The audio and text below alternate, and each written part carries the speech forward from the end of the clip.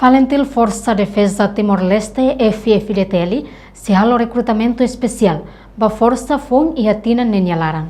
Assunto o ministro da Defesa Filomeno Paixão foi apresenta plano estratégico ba presidente da República José Ramos Horta e a Palácio Presidencial Berupitedili terça-feira loron Ronaldo Racing ida fulang março tinan rihon rua Ronaldo Racing tolo.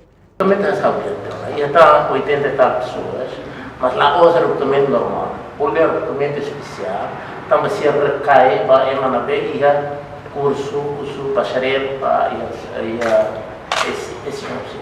Ele não é tão só, e a FFDT, lá ia quase completo, aprende, por exemplo, engenharia, comunicações, médicos, conselho cirurgical, mas ele precisa emanaber, sai, curso e áreas. Ele não é mais capaz.